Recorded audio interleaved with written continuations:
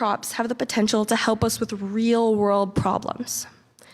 They can prevent malnutrition in developing countries and support food security worldwide. We can better inform consumers about the real facts by sharing our knowledge. I challenge you to tell one friend or family member what you learned today. Research indicates GMOs are natural, nutritious, they don't cause allergies or cancer, and they're safe for your health. Thank you for your time and consideration.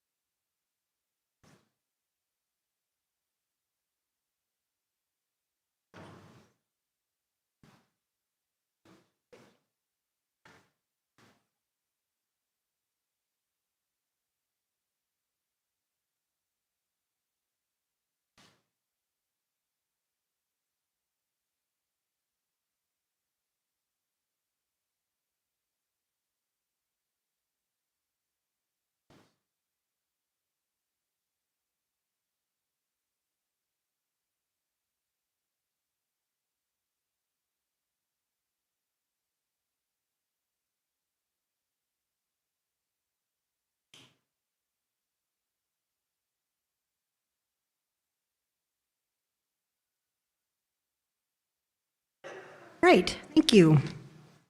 Our next speaker this morning is Lillian Seward. Lillian.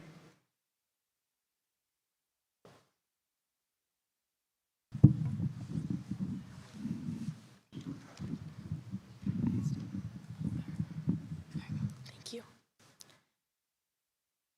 Food is easy to judge when it's finished on a shelf or plate. What's harder to see are the months of planning, science, and risk behind it. Because in agriculture, opinions don't grow food. Knowledge, planning, and responsibility do. Good morning, fellow Manitoba Young Speakers for Agriculture, ladies and gentlemen, the organizing committee, and the honorable judges.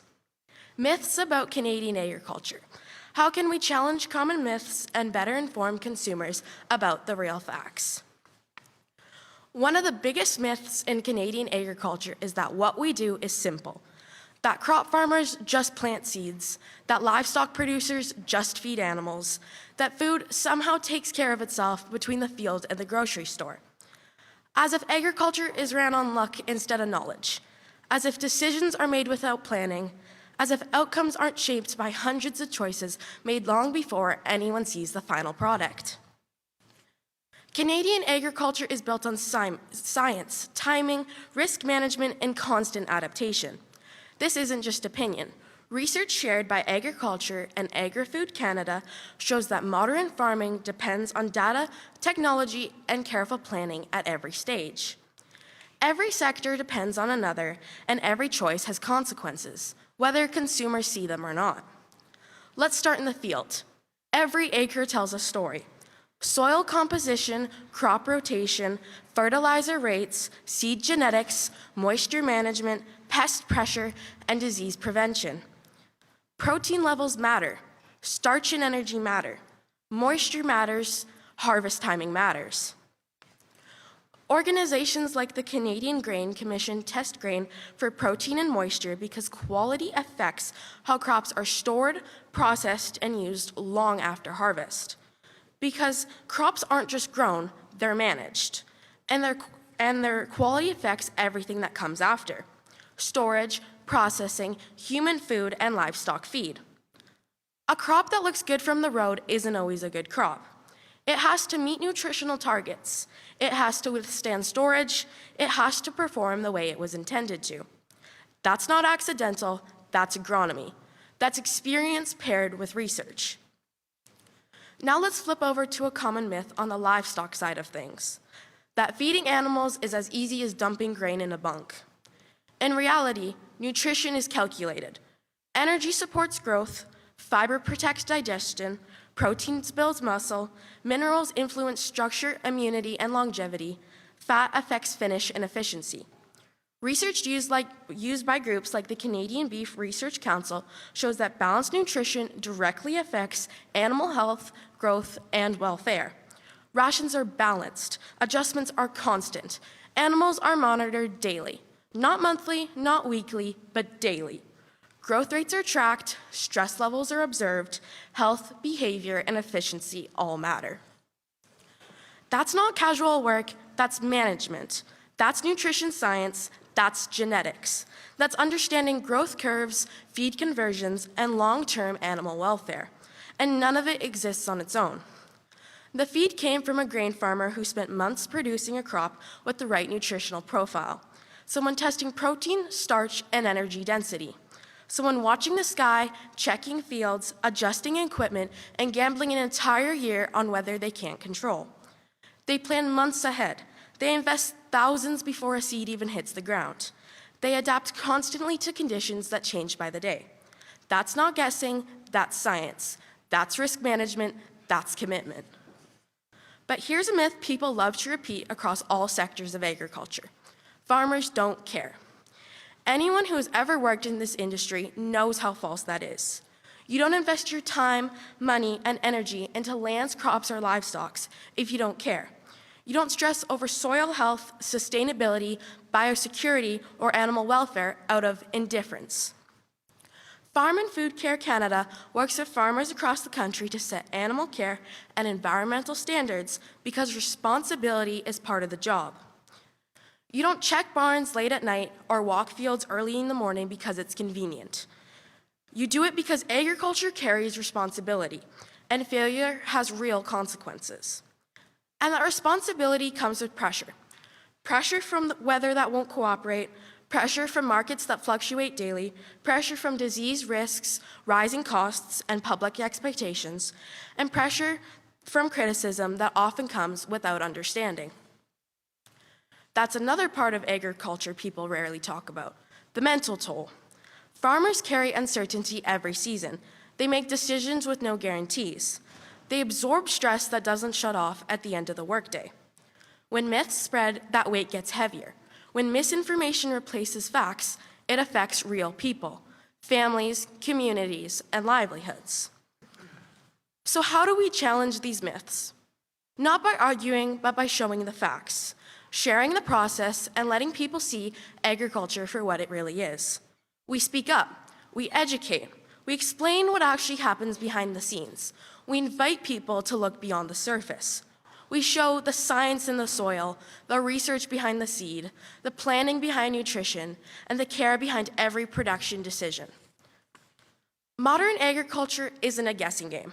It's a system built on data, genetics, technology, experience, and accountability, guided by people who take this responsibility seriously.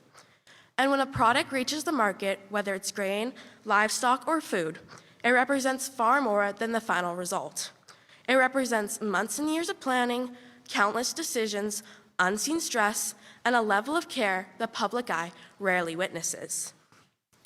If people want the real story of Canadian agriculture, they don't need a myth. They need a day in a field, a walk through an operation, or a conversation with someone who lives it.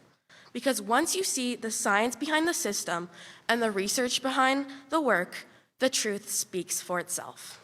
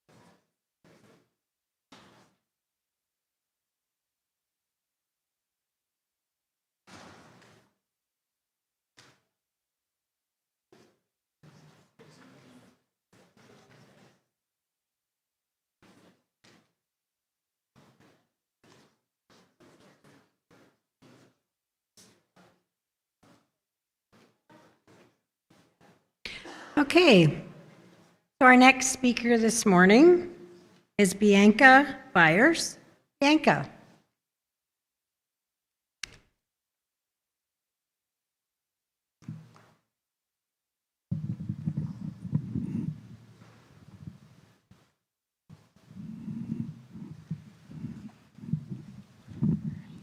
Perfect, thank you.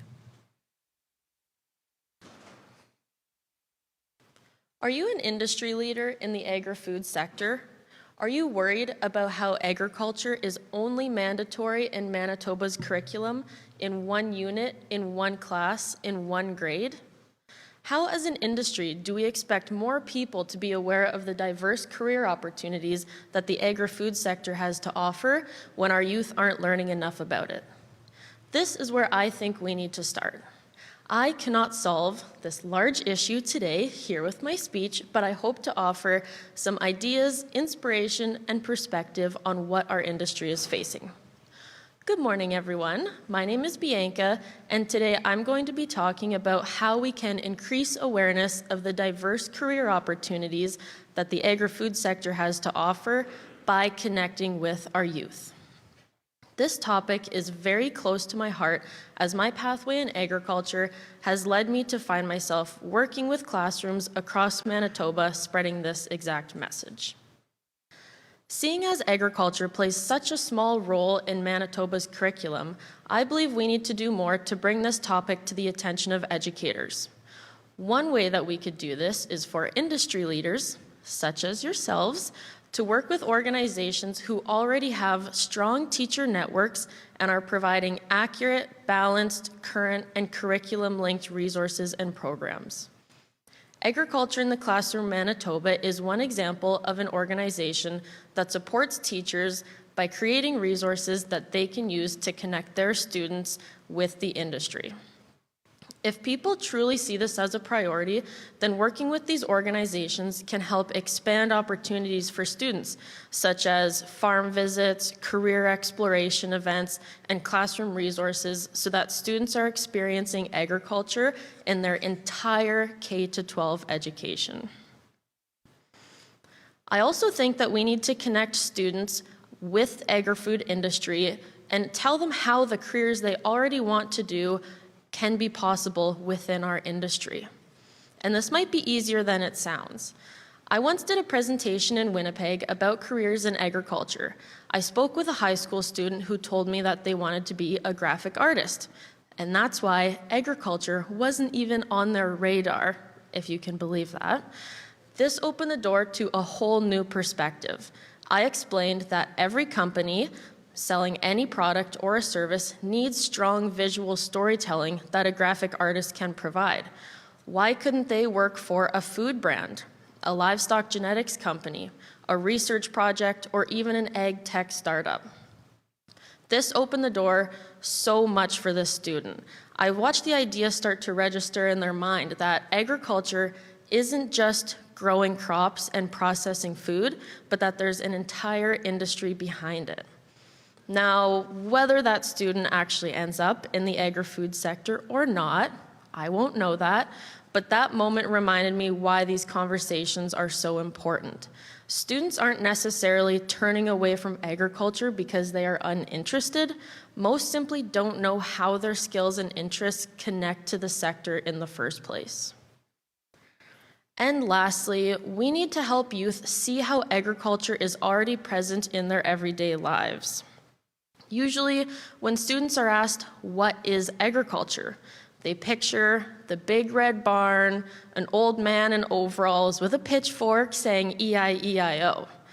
Now, youth see agriculture as this because society sees agriculture as this. Policymakers and leaders make decisions based on this persona. Yes, at one point, this is what our industry consisted of, but just like every industry, agriculture has evolved.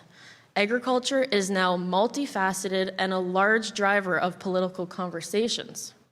Agriculture has strong roots and a deep history, but is inclusive, and the future of agriculture relies on diversification. When students start to realize this, they can start to connect agriculture to their everyday lives. They'll realize that they ate breakfast today, that their families buy food from the grocery store that was grown on a farm, and that they may even know people who work in the industry as truck drivers, grocery clerks, and engineers. When this understanding grows, we can help break these outdated stereotypes. When agriculture is no longer hidden behind rural fences, but seen as modern, diverse, and everywhere, youth will stop asking whether agriculture is an option, and they'll start realizing it has always been a part of their lives. If 1 in 4 jobs in Manitoba are connected to agriculture, awareness cannot be optional. By teaching students throughout their entire education about agriculture, connecting their skills and interests to the industry, and being present in their everyday spaces, we can help students learn that agriculture isn't just farming. It's something that we all depend on every single day. Thank you very much for listening.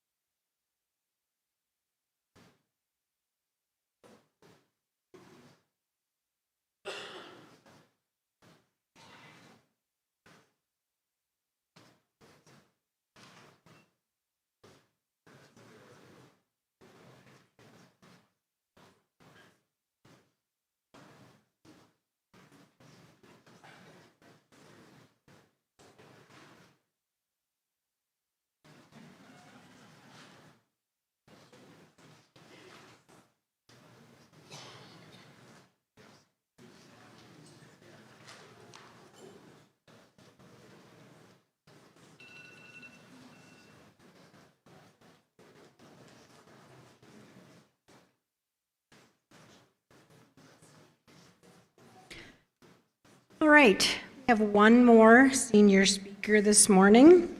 After this speaker, we'll have a 2-minute moment for the judges to do their scoring, and then we'll do a little bit of a change of judges, so just bear with us and be patient. Caitlin Hunt Delorier.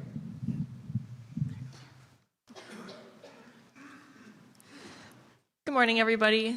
My name is Caitlin Hunt Delorier, and I grew up in Swan River, Manitoba, but I spent a lot of time on my family farm in Laurier, Manitoba, which is what sparked my interest for agriculture. Now I'm studying at the University of Manitoba, and I'm in my final year of the Faculty of Agricultural and Food Sciences degree. I'm majoring in agronomy. So I'm going to start off by asking everybody a question. Have you ever heard somebody say that agriculture is the leading cause of climate change? Or maybe that GMOs are bad for human and environmental health? Well, honestly, growing up in rural Manitoba, I really didn't hear much of that. So it wasn't until I moved to Winnipeg to pursue my degree in agronomy that I realized how many people actually believe these myths about agriculture. And I realized that there's a huge disconnect between producers and consumers. Now, there's a number of myths that I hear when I find myself roaming the streets of Winnipeg, talking with complete strangers just trying to educate them about the truths of our practices. But I would say that the most common myth that I hear is our impact on global warming and greenhouse gases, and how agriculture emits the most greenhouse gases of any of the industries in Canada. But according to the Government of Canada's National Greenhouse Gas Indicator, since 1981, net national agricultural greenhouse gas emissions have remained unchanged. So for the past 45 years, our impacts on greenhouse gases have been the same. Now, all the prairie provinces do show relatively low emissions, and this is mostly due to the fact that we've been implementing beneficial management practices. So some of these practices include switching from annual to perennial cover, implementing no-till or even reduced tillage practices, and the big one is the discontinuation of summer fallow. Articles from the Canadian Journal of Soil Science show that by adopting these beneficial management practices, we've increased soil health, reduced our impact on greenhouse gases, and overall enhanced our environmental impacts on agriculture. So the Canadian National Inventory Report in 2023 broke down greenhouse gases by utilizing a pie chart. Now on this pie chart, it demonstrated each industry and its contributions to emissions. 81% of all greenhouse gases were sourced from the energy sector. So 43% of those came from stationary combustion sources, 28% came from the transportation industry, and 10% came from fugitive sources.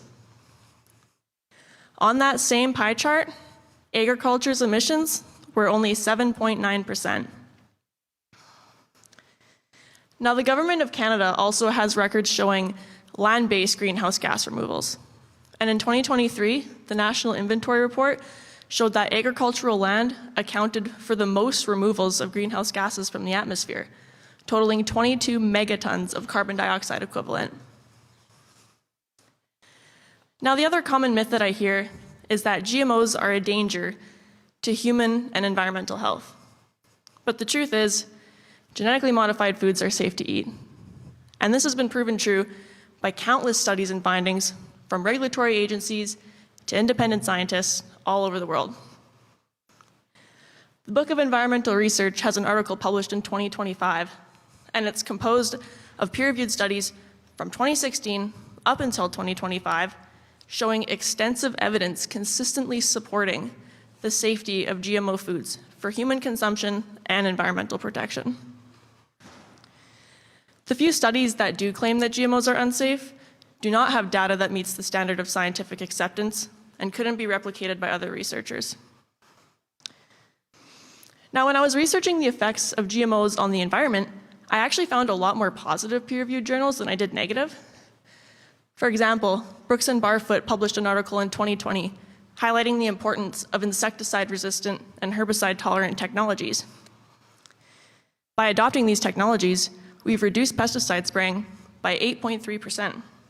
And as a result, we've reduced our environmental impact associated with herbicide and insecticide spraying on crops. In addition, this has facilitated cuts in fuel usage, as well as a reduction in tillage. Actually, a fun fact that I found from this study in 2018 was that these reductions in emissions were equivalent to removing 15.27 million cars from the road. Now, a huge factor in consumers believing these myths about agriculture is their lack of education and absence of opportunities to learn from those of us within the industry. By using our knowledge about agricultural practices, we can help educate those who haven't had the opportunity to learn about agriculture. So I encourage everybody here, those of you who are maybe just starting off in your studies, those who are well established in your careers, and those of you who have been within the industry for many, many years and you've seen it all, use your voice, speak up, and connect with those who haven't had the privilege to experience this way of life.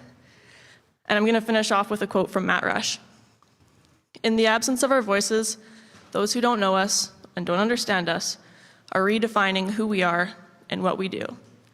So it's important that we tell them who we are, what we do, and most importantly, why it matters to them. Thank you.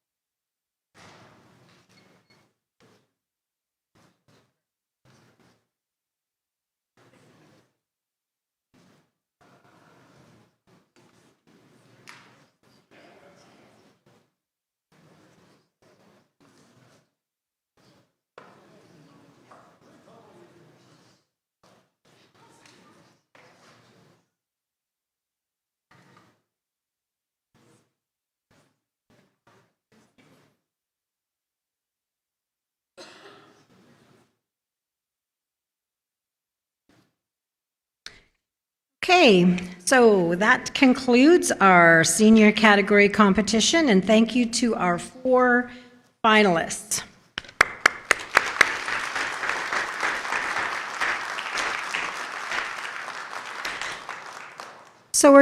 Thank you, judges, for judging this morning. We really appreciate your time putting in, and timekeeper as well. We're going to take a couple of minutes to change judges and just get set up for our junior finalists. So please be patient, and we'll be back shortly. Thank you.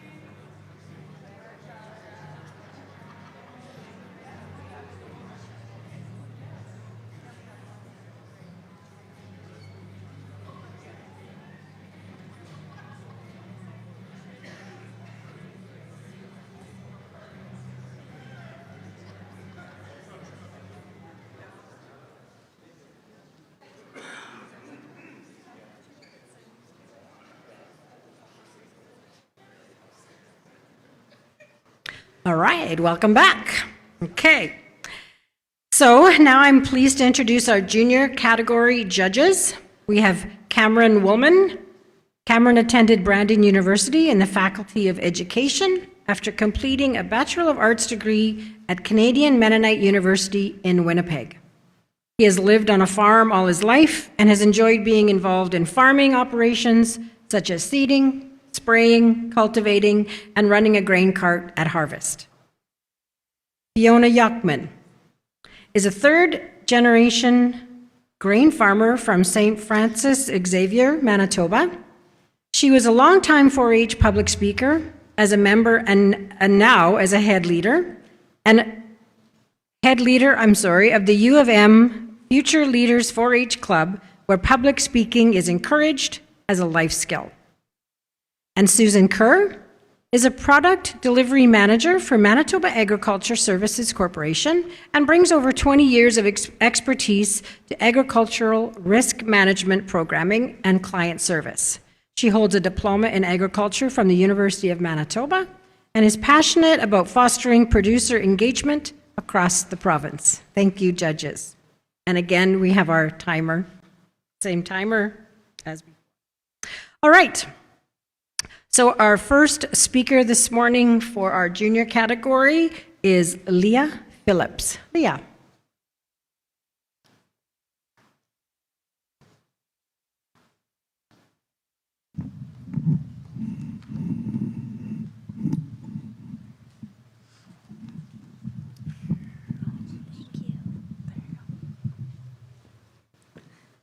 Have you ever heard something so ridiculous that you wonder if the person who said it had ever even seen a farm?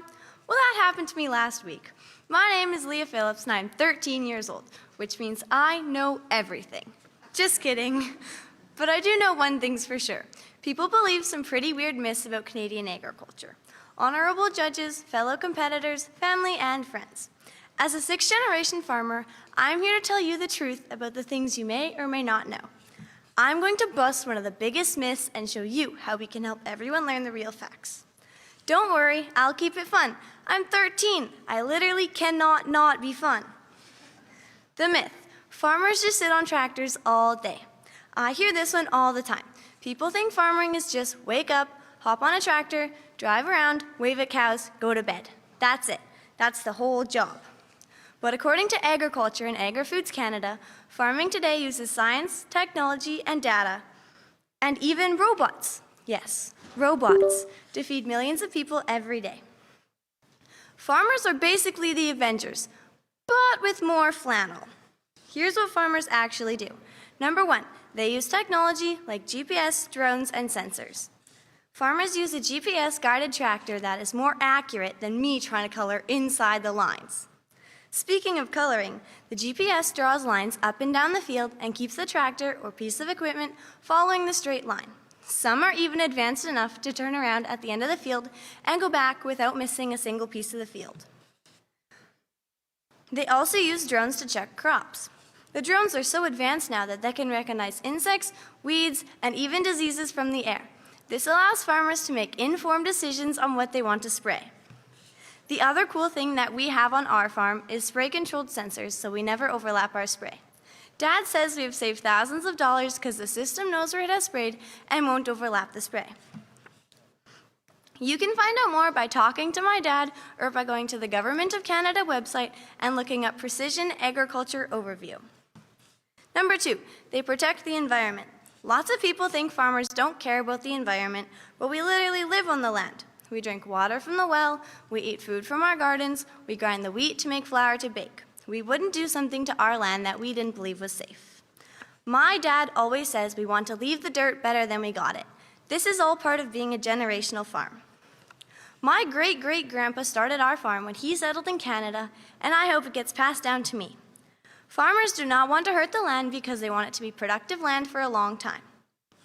Farmers use soil tests to decide what they want to add or remove from the soil to grow the crops they want to grow. They don't add things just to add things. Farming is expensive, so they add what is needed.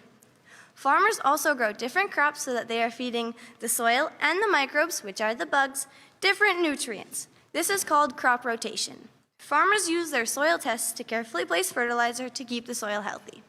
My mom is an agronomist, and she showed me the Fertilizer Institute website, where they talk about the 4 R's of soil fertility. You can find out more on their website, but the concept is the right source, the right rate, the right time, and the right place. The best way I can describe this to you is like us taking medicine or vitamins for our bodies. Number 3, they follow strict rules for food safety. Canada has some of the highest food safety standards in the world. Farmers have to follow rules so strict that if I had to follow them for cleaning my room, my mom would faint. I checked out the Canadian Food Inspection Agency website, otherwise known as the CFIA, and there are so many rules. Just like I said before, farmers would not want to hurt the land because their families are eating it too. Every product has to be registered with the Canadian government, and farmers aren't allowed to spray illegal products or they get in really big trouble. Farmers have to sign a big document, which is like the ultimate pinky promise, before they are allowed to deliver their grain. So how do we challenge the myth? 1, show people the real work. Farm tours, videos, and social media posts from farmers help people see what actually happens. When someone sees a farmer using an iPad to check soil moisture, they stop thinking farming is just tractors. When a cow gets milked by a robot and no human has to be present, we realize that robotics has come into Canadian ag. 2, teach kids and grown-ups early. Programs like Egg in the Classroom Manitoba help students learn where food comes from, because apparently some people still think chocolate milk comes from brown cows. When we talk about what we learn, we all learn more. So don't be afraid to look up a question you might have about Canadian egg and then talk about it. Or better yet, talk to a real farmer. 3, share facts in fun, simple ways. People remember things better when they can relate. Did you know that 1 bushel of wheat can make 90 loaves of bread? Do you know what a bushel is?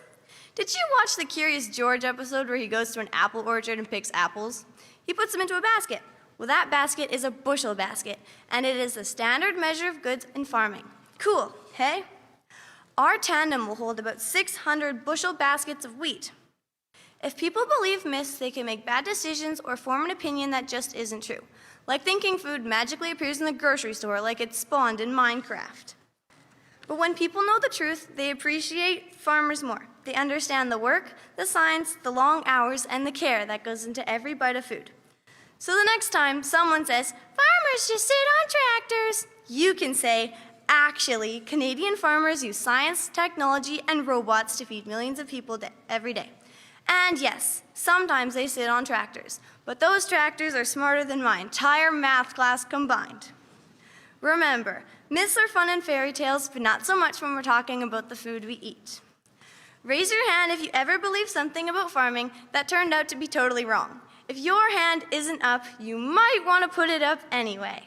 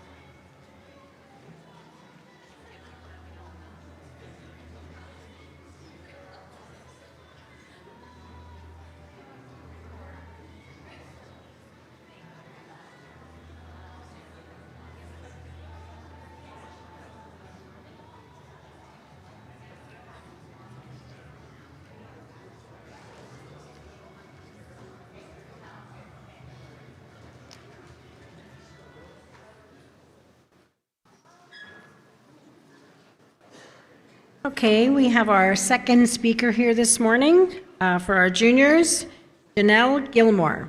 Janelle.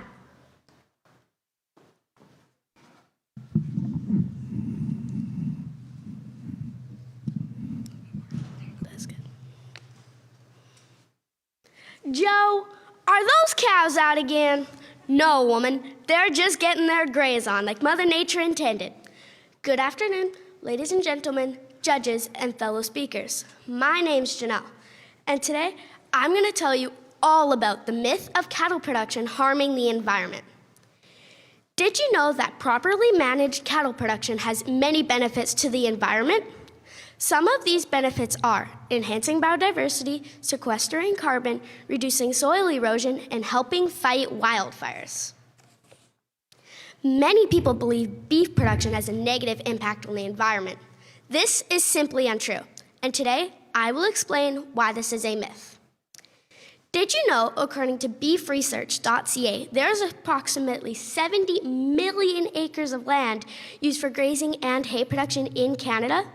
It is estimated that ranches provide 70% of wildlife habitat within our agriculture lands. Pasture lands are the preferred habitat for many species. Some examples that love this type of home are burrowing owls, prairie chickens, sage grouse, and swift foxes. The swift fox is a species that may soon be delisted as endangered. Thanks to grassland preservation systems, the swift fox population has been able to rebound. Modern production practices like rotational grazing improve grassland ecosystems by increasing biodiversity, providing a habitat, and maintaining natural landscapes. Rotational grazing is also super important. It mimics the natural way of predators moving grazing animals around the landscape. The reason that this is important is that it allows for enough biodiversity for over 1,000 plant, animal, and insect species to make their home on Canadian rangelands. One other interesting fact that I found from the 2024 Canadian Roundtable Sustainable Beef CRSB site is that land used for grazing cattle in Canada stores an estimated 1.9 billion tons of carbon. Canadian grasslands sequester the carbon equivalent to the emissions of 4 million cars per year. That's a lot of cars. This makes Canadian grazing grasslands very important. Why? Plants pull carbon dioxide from the air, storing it in their deep root systems as organic matter. Grazing can stimulate plants to grow more roots, increasing carbon storage and soil organic matter. Higher soil organic matter can improve soil structure, allows for more nutrient retention and water holding capacity, which leads to more robust plant growth. This can also offset emissions, creating financial opportunities through carbon markets. It states on the Canadian Wildlife Federation site that Canadian grasslands can store up to 100 tons of carbon per acre. Converting these grasslands to crops will reduce half of this carbon storage. So someday soon, farmers like me could get paid to grow grass. Now let's talk about how Canadian grasslands can help prevent soil erosion. Maintaining continuous plant cover through growing pastures and forages creates extensive root systems that bind soil together. This is crucial in keeping the soil in place, especially on the wind and drought-prone prairies. Grasses develop deep, fibrous root systems that can extend several feet below the surface, acting like a safety net against the forces of wind and water. These root systems also make the soil more absorbent, reducing the risk of flash flooding and water erosion. I bet you didn't know that grazing is used as a wildfire prevention tool. When old Betsy the cow is grazing, she's actually eating the fuel to the fires. Grazers like her and the rest of her herd are controlling the amount of dead grasses and undergrowth on the landscape, reducing the number and severity of wildfires. This is why grazing is used as a wildfire prevention tool worldwide. I hope you can see how this myth is totally false, like I do. Beef production doesn't negatively impact the environment, it helps it. Cattle production does keep large amounts of the prairies and grasslands, which has many benefits to the land. So next time you see a pasture full of cows, thank them for helping save our environment.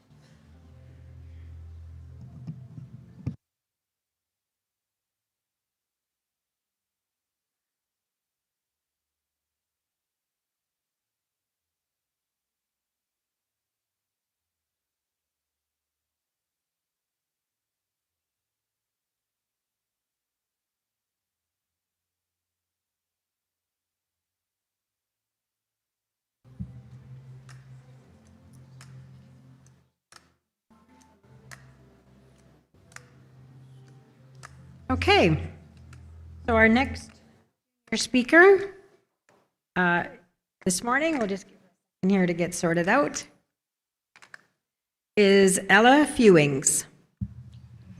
Hello, when you're comfortable. We all know what unicorns, fairies, and dragons have in common. They're all just myths. And do you know what else is a myth? That cows are bad for the environment. And I intend to demonstrate today why they're not. Good morning. My name is Ella Fewings, and I live just outside of a small town named Tilston on a farm. To explain this myth, I'll start by talking about soil. Soil is composed of minerals, living organisms, organic matter, gas, and water. Now here's where the problem comes in. Without water, soil will become less fertile. Fertility is when the soil can provide the necessary nutrients for the grass and other plants to grow. But water is mobile, so it won't stay in the soil forever, meaning we need something to cover the soil, to keep it wet and damp. So what are we going to use? On to grass. Well, everyone should know the basics about grass. It's a plant, it needs water, sun, and good soil. But something you might not know about grass is that it grows in stages, kind of like human stages. Starts as a baby, advances to teen years, ups to adulthood, and ends up older. When the grass ends up in its oldest stage, it's obviously not as strong or healthy overall, but if we can keep it at a lower stage in height, it will continually grow stronger roots to keep strong and sturdy. And according to Natural Resources Canada, it'll also encourage denser growth of the grass. This is how the grass will grow back healthy, since it won't have to grow up through old, dead, or shaggy grass. So out in the open, what are we going to use to keep the grass at a healthy height? And lastly, fertilizer. Fertilizer in soil keeps it extra fertile to plants because it is what the soil will use to give the plants their proper nutrients. According to Government of Alberta, grass and other plants need plenty of nutrients, including nitrogen, phosphorus, and sulfur, to name a few. Now, quite obviously, we can't go around fertilizing all the areas of the world, so we're going to need a natural fertilizer that we don't have to interfere with. What is it going to be? Now, in your head, I want you to picture a small, overgrown area. In comes a little herd of cattle, and all they're going to do is eat, sleep, and poop. But it's going to fix all these three problems. When they eat, the grass will be chewed down, allowing it to become stronger and healthier for future livestock to come. When they sleep, any grass they haven't eaten will be flattened, creating a top cover for the soil that will keep it wet and damp for the growing plants. And lastly, when they awake, they will poop, giving the nutrients back to the soil as a rich fertilizer. When they are done, they will move on to the next area. Leaving the old one behind, they will now be stronger the next time cattle come around. This is what the buffalo used to do when they roamed all the land around us. Ranchers can use rotational grazing to mimic the movements of the buffalo.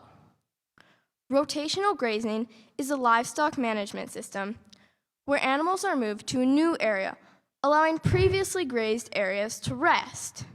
It's almost the same as the buffalo, except we get to control the movements of our cattle. If too many people start believing that cows are bad for the environment, commercial beef production could dwindle to unsustainable levels. People need to know that as long as we raise the cattle properly, cattle will help heal our environment because they can fix the problems that we as humans cannot. But of course, people have their reasons of believing this myth.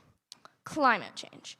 And sure, if you look at the cow itself, it could be bad for the environment. When a cow eats, the carbon from the plants ends up in the cow's body. So when they burp, they'll end up burping a greenhouse gas called methane, a carbon-based gas. But if you ask my dad, it's all just a part of the big cycle. Cow burps carbon, plants use carbon, and then the cows eat the plants again, over and over and over again. And if you think about it, just like how we need oxygen, plants need carbon dioxide, except plants give off oxygen and we give off carbon dioxide, meaning us and plants basically live off each other. So for us to live, plants need to live. And for plants to live, they need animals like cows to chew them down and to cover and fertilize their soil.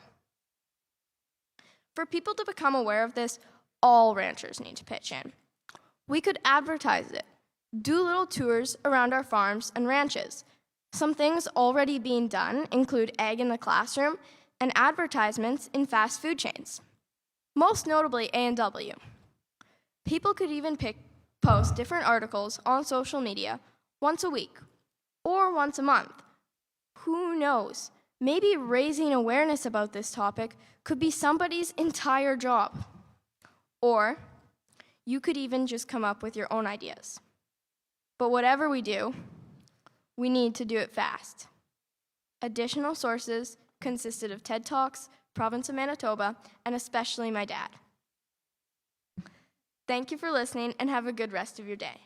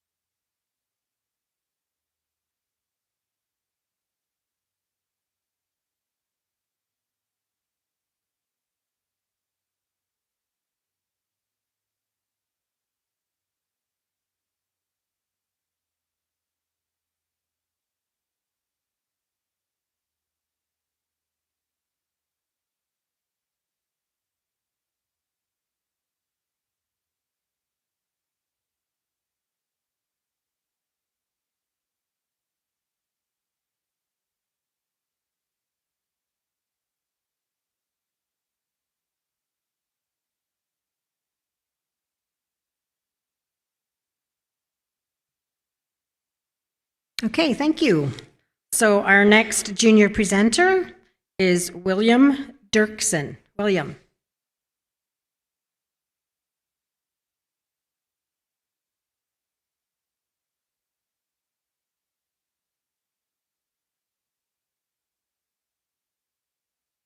Raw milk in Canada, debunking myths and revealing the facts.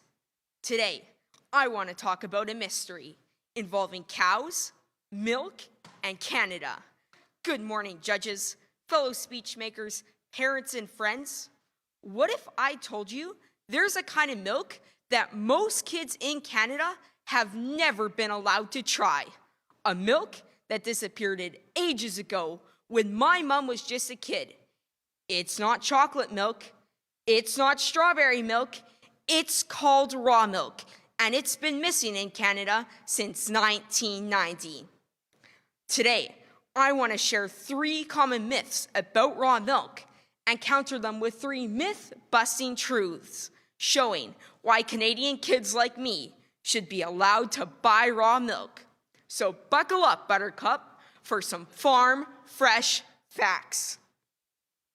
So, let's start with myth number 1. Pasteurized store-bought milk is healthier. Let's set that against the facts. Fact, raw milk retains more of its natural nutrients. Raw milk has vitamins your body can readily use because of its natural butterfat, but store-bought milk has much of its butterfat taken out. And if the natural butterfat is taken out, the vitamins won't be absorbed by your body in the same way. In fact, according to the Journal of Nutrition, emerging research from 2025 highlights several potential health concerns associated with removing butterfat from milk, especially for youth. Essentially, raw milk has all the essential fat to absorb vitamins. This is good for growing kids like me.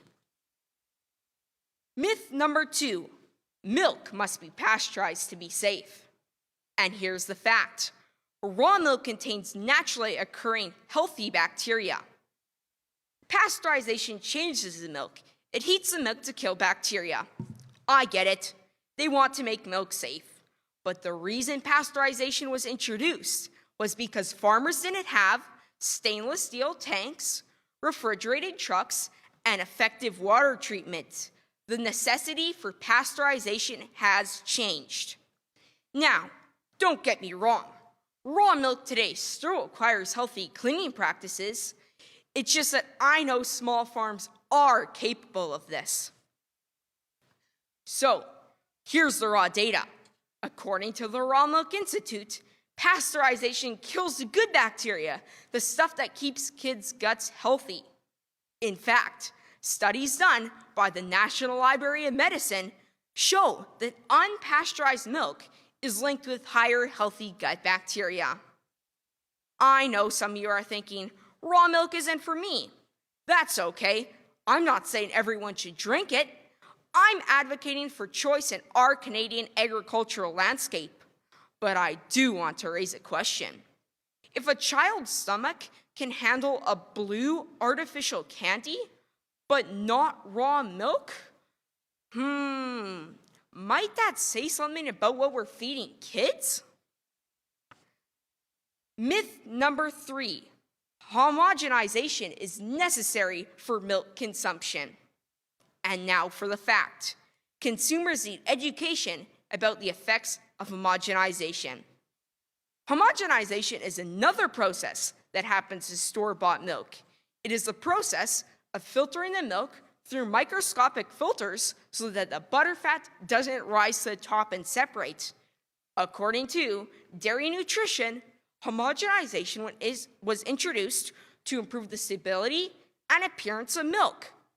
While that sounds good, the microscopic fat particles in milk are structurally altered through this process. In fact, the Weston Price Foundation notes that homogenization may increase risk of allergies as well as potentially lead to heart disease.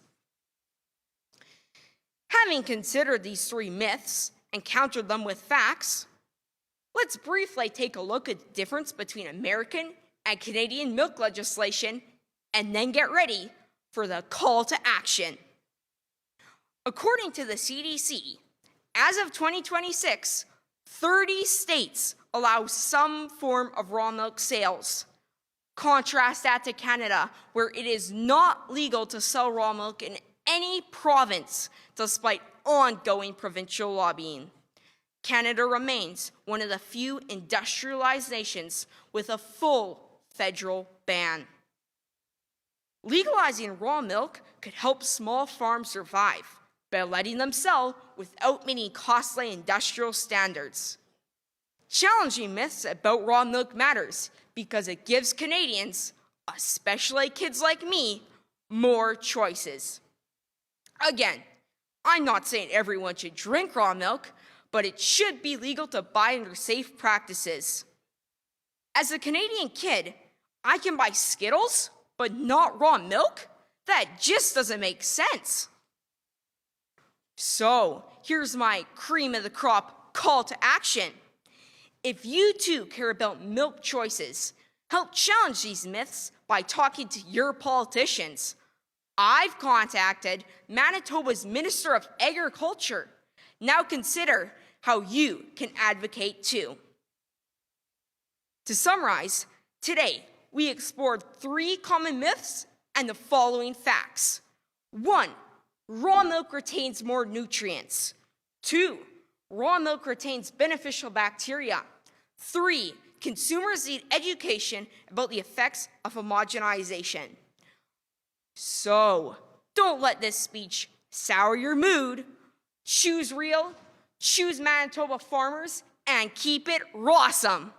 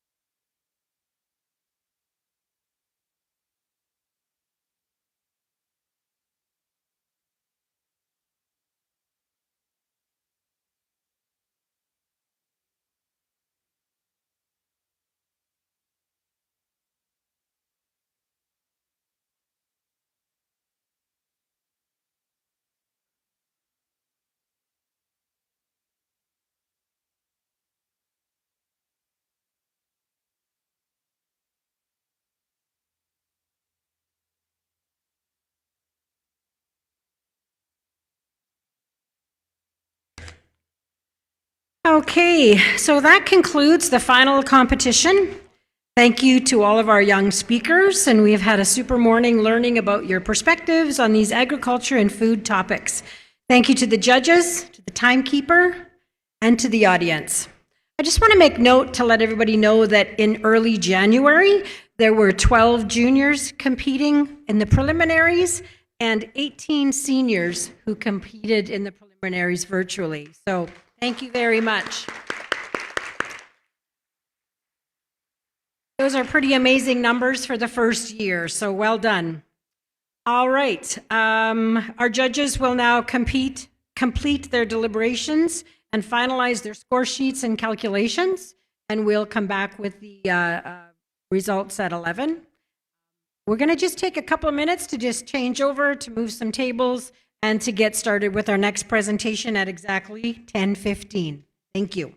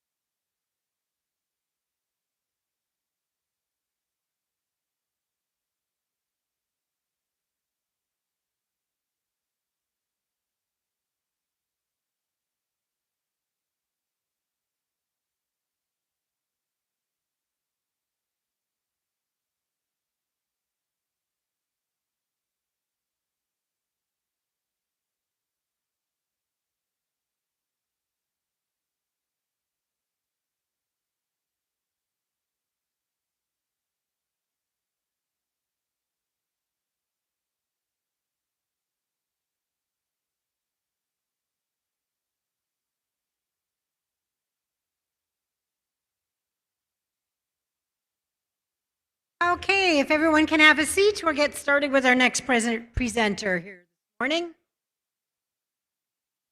All right, so our next session is an farm simulator. Come learn, play, and discover. Guest speaker, Brian Bueller. Brian runs BC Bueller Farms, which is one of the leading farming simulators, mod creators in North America, with around 19 million downloads of his modes over the past 10 years.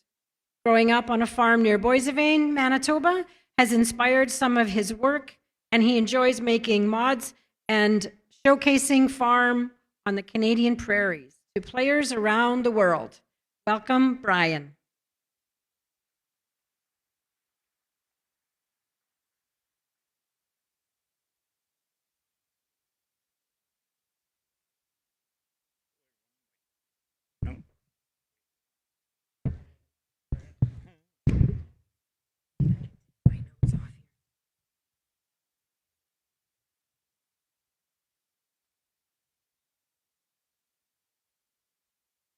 Name's Brian, and I create mods for Farming Simulator.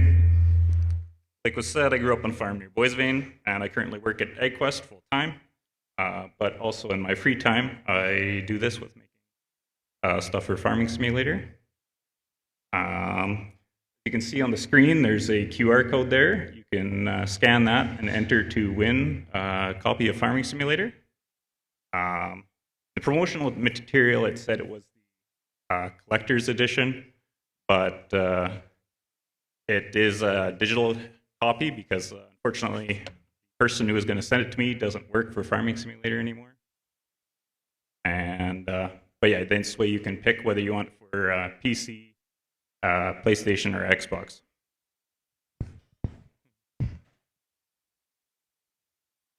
I'm going to share my background with Farming Simulator and how I got here. I started playing the game in 2013, and while I enjoyed it, I found a lot of the equipment at that time was based on European farming. Or if there was American equipment, it tended to focus more on the row crop, corn and soybeans type of farming, which doesn't really represent us here for the most part. So I wanted to see what kind of farming used to from around here. So in 2015, I got started in making mods for Farming Simulator, and some of the first projects I did was making a grain truck with a load line box and a tractor and grain cart like what my dad uses.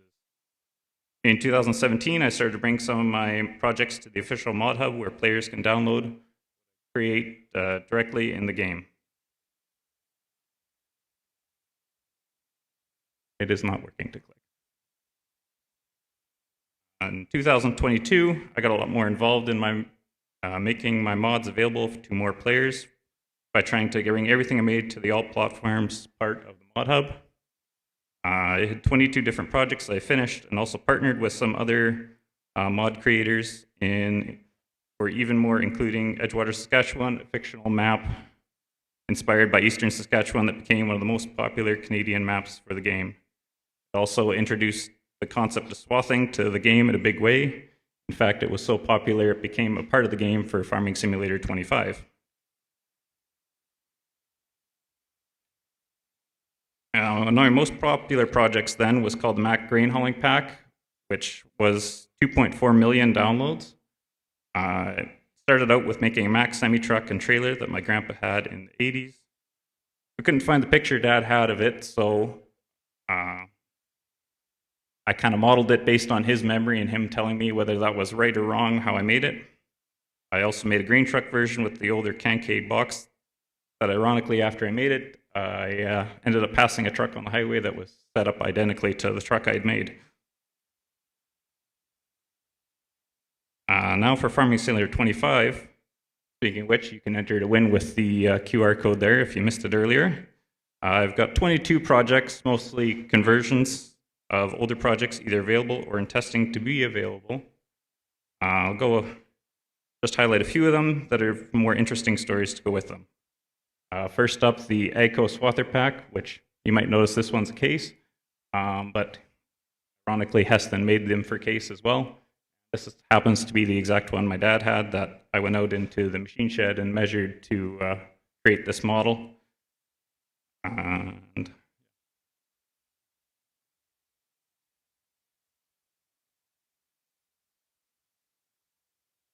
another mod with a bit of an interesting story is the Bushel Plus mod. You can see is attached to the bottom of the combine here. Kind of a funny story with this one. A roommate at the time ended up talking to Marcel from Bushel Plus, and somehow they got on the topic that I made stuff for Farming Simulator, and so Marcel got a hold of me and asked me if it would be possible for me to create Bushel Plus for the game to help show it off more. So I created it that you can even drop the pan here, and it doesn't really do anything by checking the pan, but it's kind of a cool thing for fun, and it does increase the yield when you use it on your combine. Next up is the Soaring Eagle here. One of the things I found annoying about Farm Sim was using bins and augers with semi-trailers. Unfortunately, Soaring Eagle had a very real solution to my virtual problem. So I reached out to them and talked to them, and 3 years ago at AgDays, I ended up working with them to bring their drive-over conveyor to Farming Simulator, which lots of players who use it appreciate how much easier it is to unload their trucks.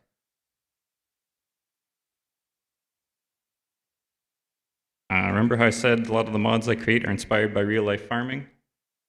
And while working on the Edgewater map a few years ago, we had put some community wells on the map, and that got me thinking. Farming Simulator, you normally buy a tote of herbicide, fill your sprayer from it, and go spraying, which seems weird not having to mix it with water. So I decided to try and figure out how I can make it that you have to mix herbicide and water to go spraying. I did manage to figure it out for the game, but needed a visual thing to be mixing in. I thought of Fiber and their dash trailers, so naturally, when some random person emails you and say, hey, we want to make your stuff for a video game, they don't really seem too interested.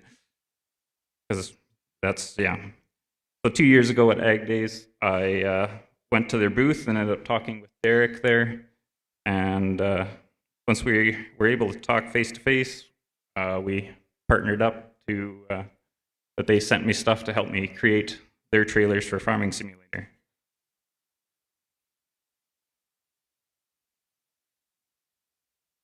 Over the years, I've learned how to do a lot of different things in the 3D modeling and modding area, which has enabled me to become one of the most popular North American-based modders.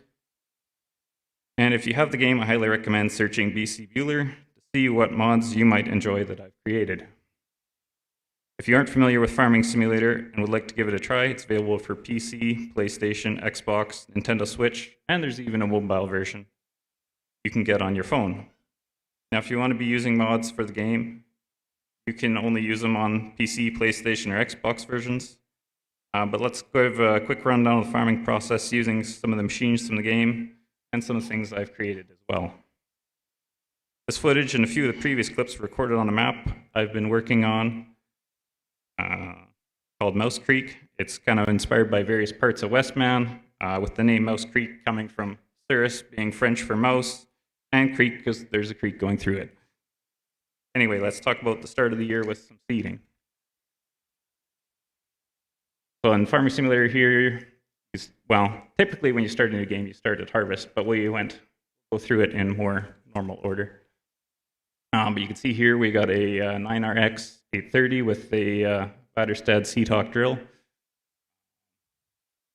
Yeah, you can seed a lot of different crops in Farming Simulator. All your typical ones you see on the prairies: wheat, barley, oats, canola, soybeans, corn.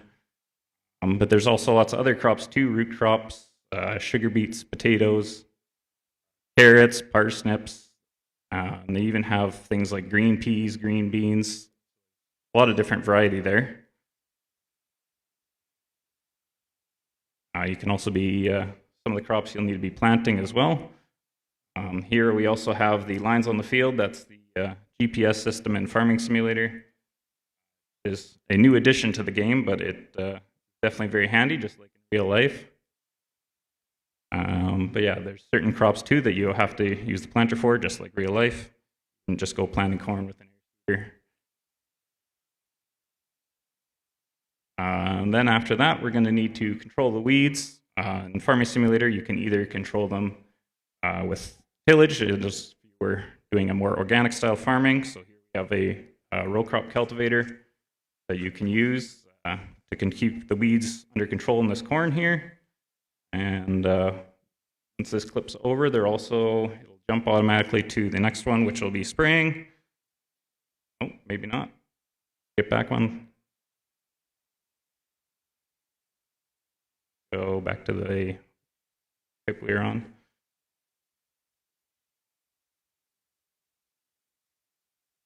But anyway, once they find it there was a clip about spraying and showing that, spraying with the sprayer. I've had the precision farming mod enabled as well for this video. So the sprayer has the PWM system to keep an accurate rate throughout the field, no matter what speed you're going, which is pretty cool. And then we'll skip to the harvesting video. Yeah, that one. So yeah, now that our crops have grown and weeds have been controlled, it's time to harvest. So we'll harvest here with the Case AF11 in the game. And there's a lot of different combines to use. Here we're following one of the various creeks in Mouse Creek with the combine.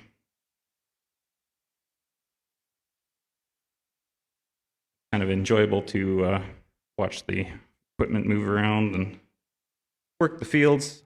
It's just as satisfying as real life to see things happening.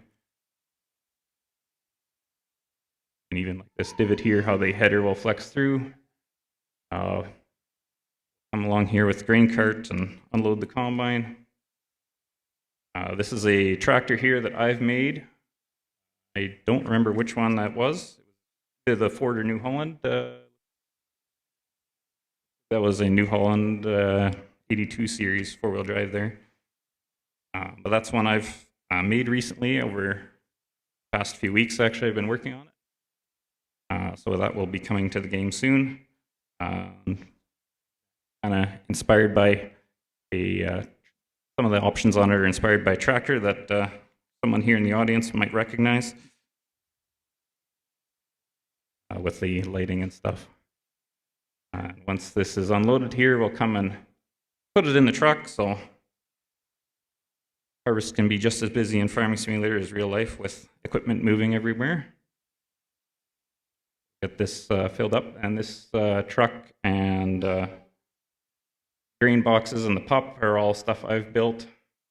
Grain boxes are based on a load line, and it's a Volvo WA truck that boxes are on there. We're filled up here. We will jump, I think, to, yeah, we're pulling into the Manitoba pool here. We'll drive up in here and sell the grain, and that gives us some money to go again for another year.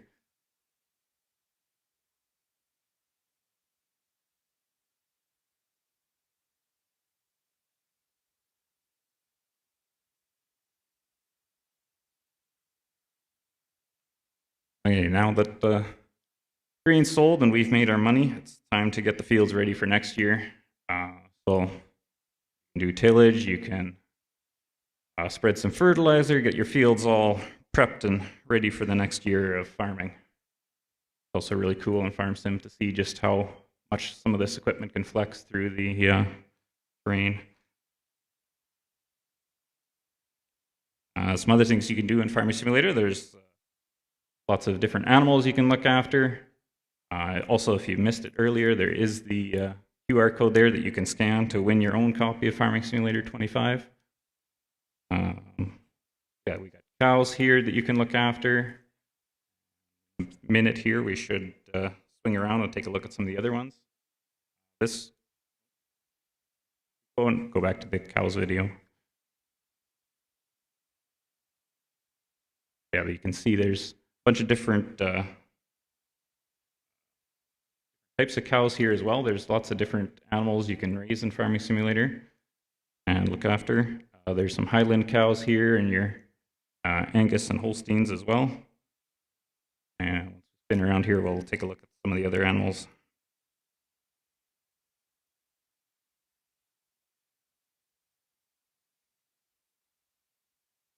This was also recorded on the Highlands fishing map instead, which is also part of that edition of the game you'll win here. You can also look after some chickens. We got some sheep and goats here in this pen that you can look after. Look at the little baby ones there.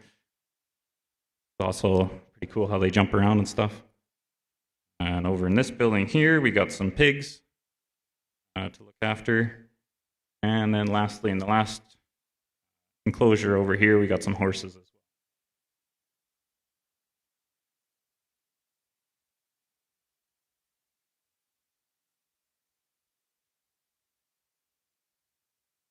And here we have forestry, which is also another activity in Farming Simulator. I figured I'd just show it a little bit. It's not something we're used to in this part of the world, but it is definitely a part, and it is technically kind of considered agriculture as well, even though we may not think of it.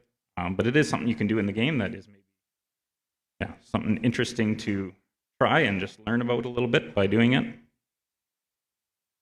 And some of the equipment is pretty fancy, like this tree cutter here is amazing how it can just cut and process the tree just like that. And you can load them all up and haul them away here.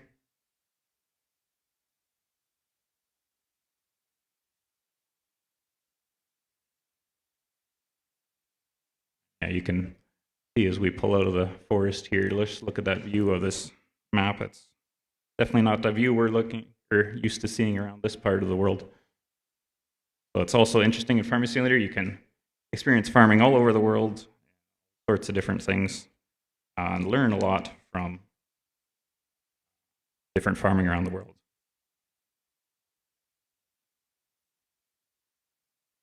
Now, it's a cool game about farming, but how is it helpful, and what can we learn from it? I reached out to my followers on Facebook to see how many of them had been influenced by Farming Simulator in their lives. Lots of people learn through Farming Simulator, things like different equipment and what it does, processes of growing different crops, farming practices around the world, and also brands of equipment around the world. I have a buddy who works for one of the European manufacturers here at the show, and he was the first one who told me that people would come up to him and say, I have that equipment in Farming Simulator. I've since heard it from other brands as well, that a lot of people make the connection between seeing equipment in Farming Simulator and then seeing it here in real life as well. So I figured I'd maybe help you out with finding some of that stuff. So here are 25 brands from Farming Simulator 25 that you can find at AgDays. First, we got AGI. They got some of their augers in the game, as well as some of the US Steel bins, and I think a machine shed as well. We got Amazon, which is actually the brand that your buddy works for. But yeah, they got the sprayers, fertilizer spreader, seeders. Burgo is in the game, which everyone probably knows. Burgo, but there's some of their seeding and tillage tools. Brant is a new addition to the game this past year. We have their grain cart is available, and also a land roller. Case H is in the game, which all the big brands you would expect are in the game.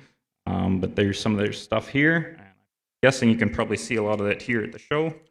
I don't know, haven't been around yet to see what's all here, but I imagine all these are here.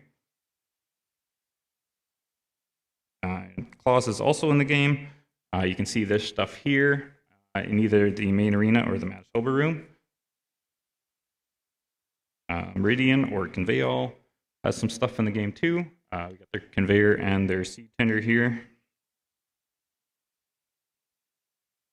The Degelman Proteal here is actually a mod I've created.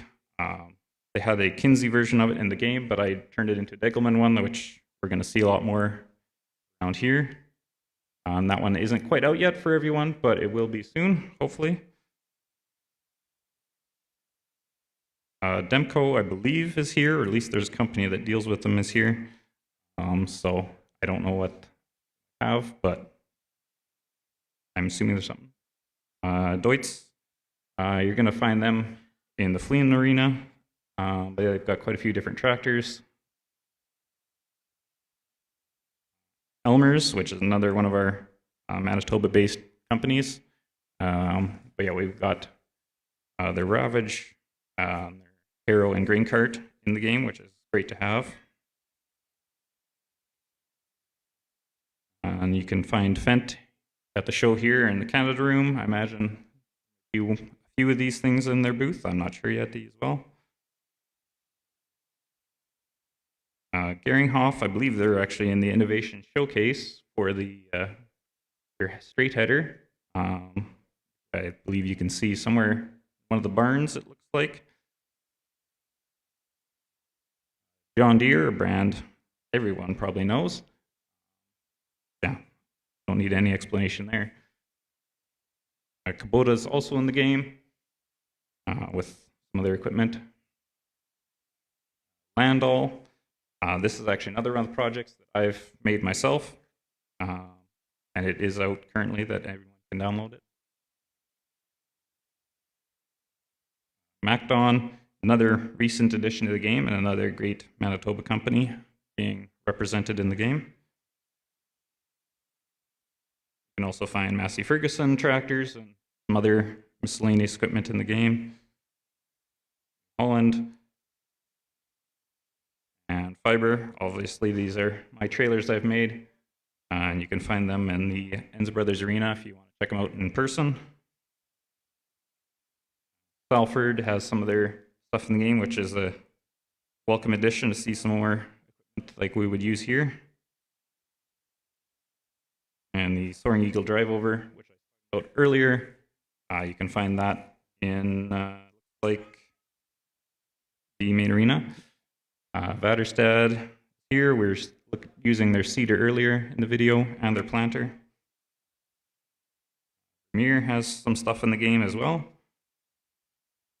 And lastly, Versatile, our local tractor manufacturer. Even though they're maybe not locally owned anymore, but they're still built in Manitoba.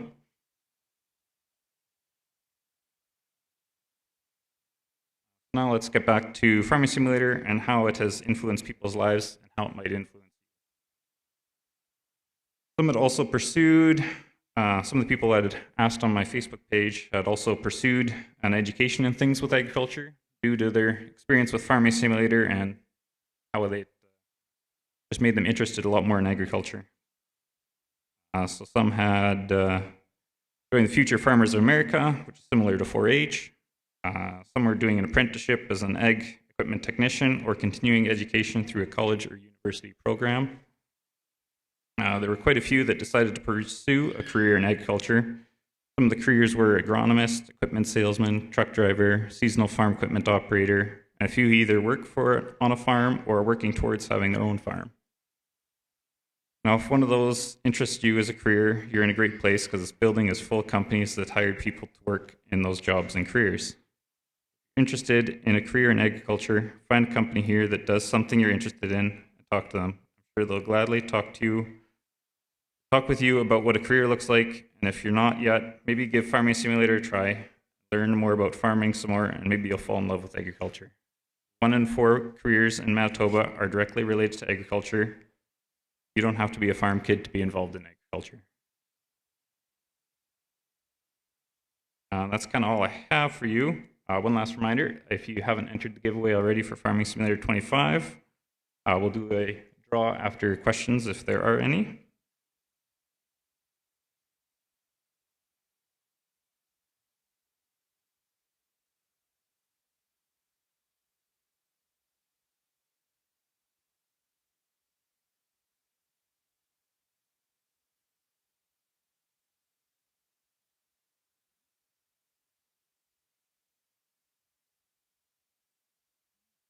Ryan, I've got a question over here.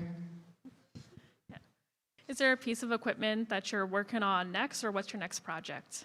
Last night I was working on a set of older West Steel bins, like every single farm across the prairies has. And yeah, they're for my map as well to make the farms more authentic. Hello, Brian. Hey. You might not recognize me, but we've My YouTube name is Looney Farm Guy, so Okay, it's yeah. nice to see you. Anyways, my question is, so what what got you interested in Farming Simulator? What was the first experience, or how did you get involved with that? I think you might have mentioned a little bit, but Like I said, I grew up on a farm, so there was a bit of an interest there.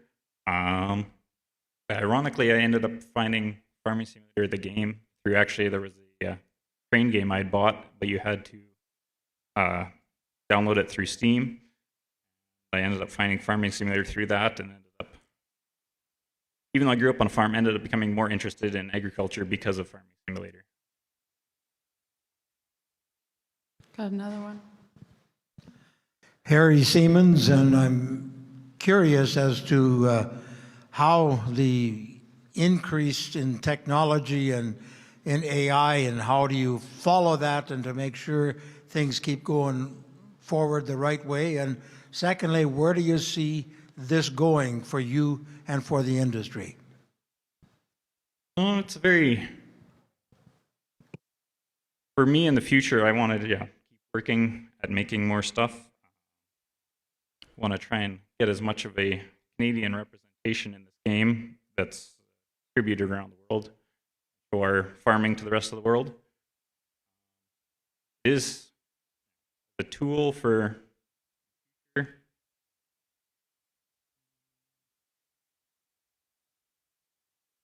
is definitely one can be used for brands to definitely show off. I know a lot of these brands, especially smaller ones, a lot of people never heard of, and the game is an opportunity for them to show off what they create to people that maybe wouldn't have heard of them otherwise.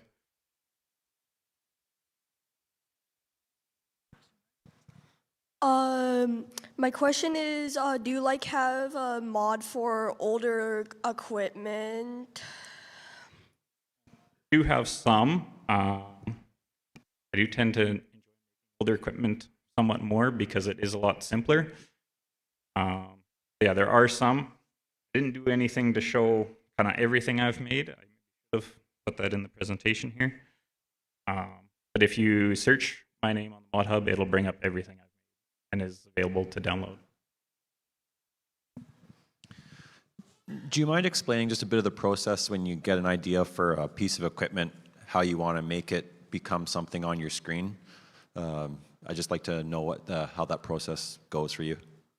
Yeah, so it depends kind of how at the start it goes. Some of it I'll work with the manufacturer, like some of the mods I showed here. They might send me some of their files they use to design it, and then from there I will go through and make it optimize the performance for the game. Some of it, usually when they're designing it, it's very detailed, and we're not going to see that in the game and don't need to see it. But in our stuff, if it's something that I want to create that isn't a current product, odds are a manufacturer isn't going to want to give you information for something that they sold 20 years ago. So then I'll go out and either find it in the world, measure it, take pictures to get an accurate reference, or I might just freestyle it and hope it turns out okay and continuously fiddle with it till I'm happy with how it looks. But I'm going to do all that through a software called Blender, which is a 3D modeling software. It's free and it's very popular. And then from there, create the model and then create textures to the model to make sure, how it looks, how the dirt looks on it as it gets dirty. And then I'll bring it to the game, do all the setting up of the scripting and things to make it all function. We've got time for one more. Hi, Brian. I'm just wondering, is there a relationship in how the player maintains his crop in the way of spraying with the different fungicides or, that kind of thing, or rain and that? Does it have a relationship in how the yield is in the game itself to produce more? Generally, no. It's just kind of, if you fertilize, you get a certain yield boost. There's certain processes, if you do them, there's a certain yield boost connected to them.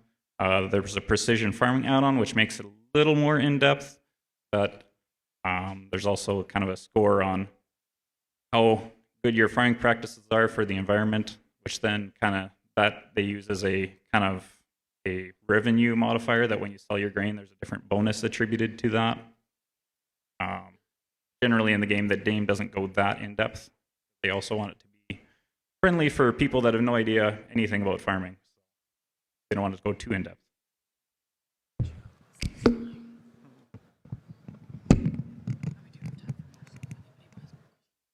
Okay. Are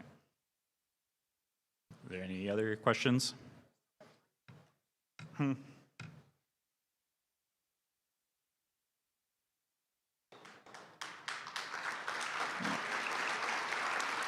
I'll also, thank you. Also, quick draw the winners here from the giveaway.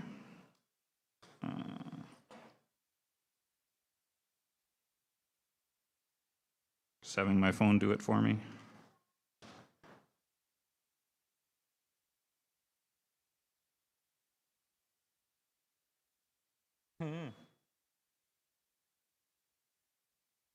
Okay, we got their 5 random winners here. We got Isaiah Falk, Ashlyn Kropp, Sawyer Penner, Jordan Mantai, and Rosa Penaloza. So yeah, I'll email you probably this evening, and we'll figure out which version of the game you want and all that, and we'll get those sent to you.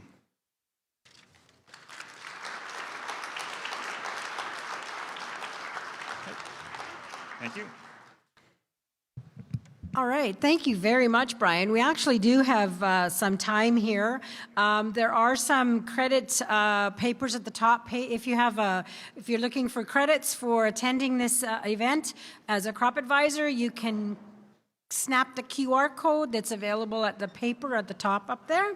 And we actually are going to be presenting the winners at 11 a.m. this morning.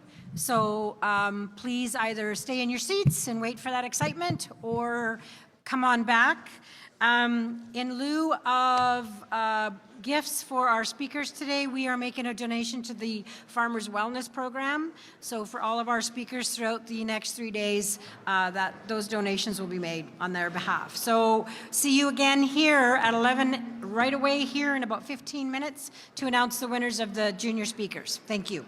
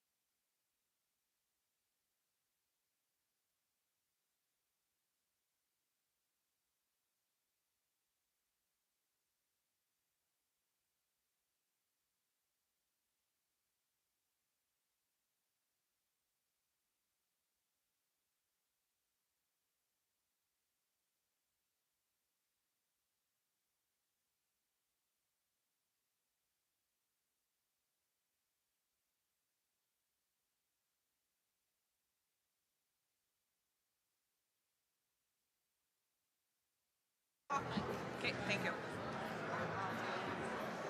And Leanna might get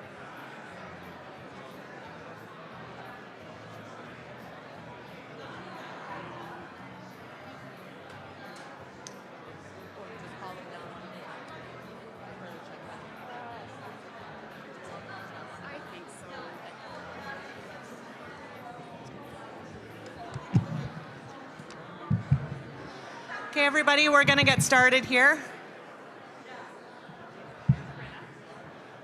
Oh, sorry. I'm taller. Thanks. That's good.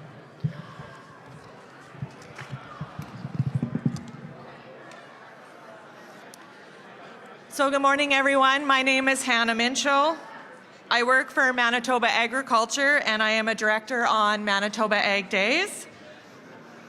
I'm honored to welcome everyone here and our representatives for our partner organizations to the stage to help us present the awards for our first annual Manitoba Young Speakers for Agriculture program. A huge thank you to all of our partners for believing in this program and helping to make it happen. An extra special shout out to our committee lead, Leanne Sprung, whose hard work and energy truly was the driving force behind this initiative.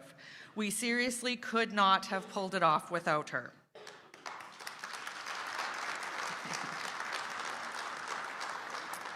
Now, without any further ado, for this senior category, in fourth place, receiving $200, Eve Campbell.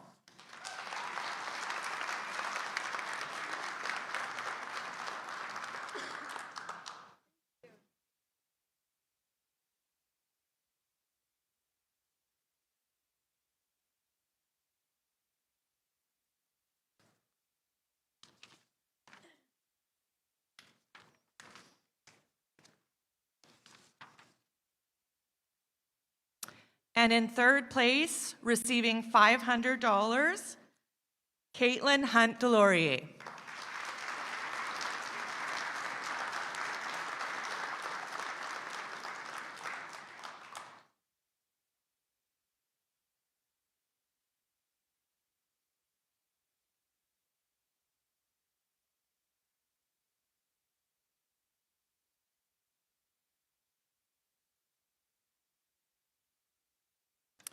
And in second place, receiving $800, Bianca Byers.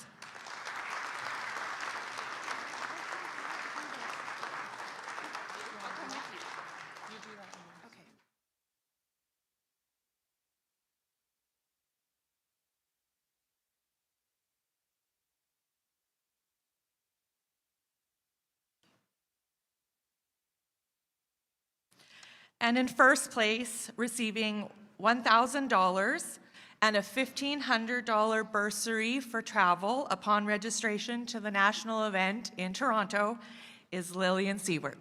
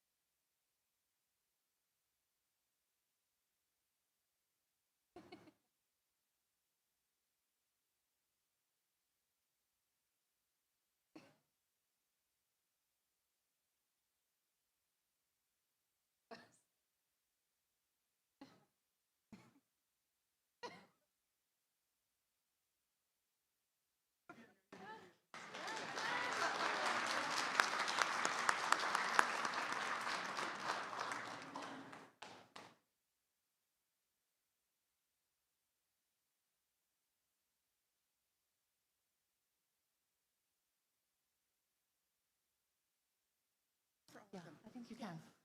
Not for all of them. So for our junior category, in third place, receiving $200, Leah Phillips.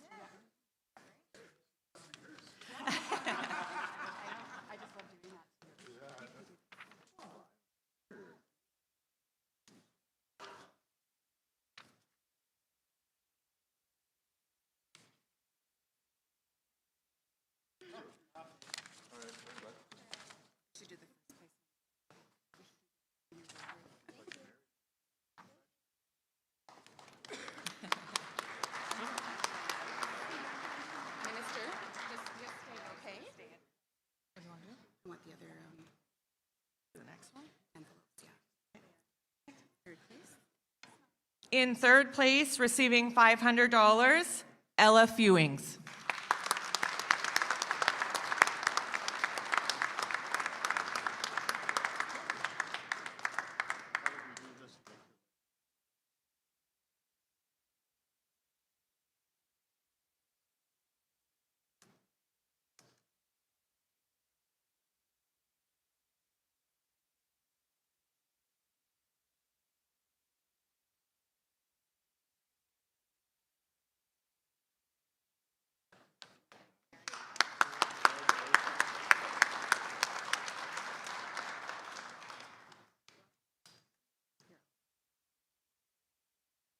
In second place, receiving $800, Janelle Gilmore.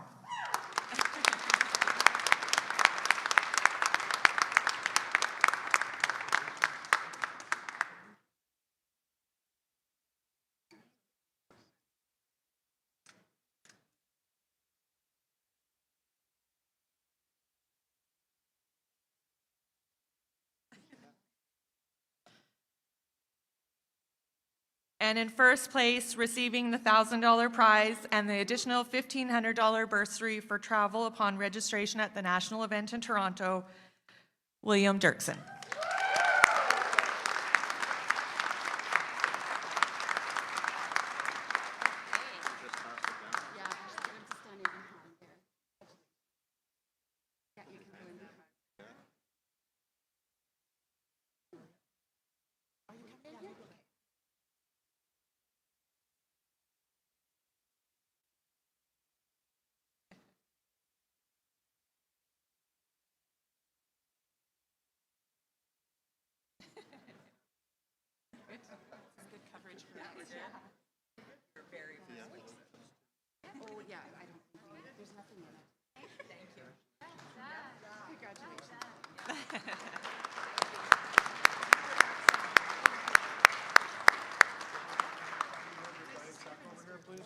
Oh, William, can you come here for a second and hold your generation?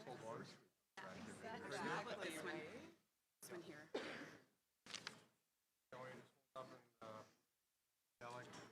Just like that, and I want you to go from being average happy to really happy, okay? So average happy, happy, and straight face, happy.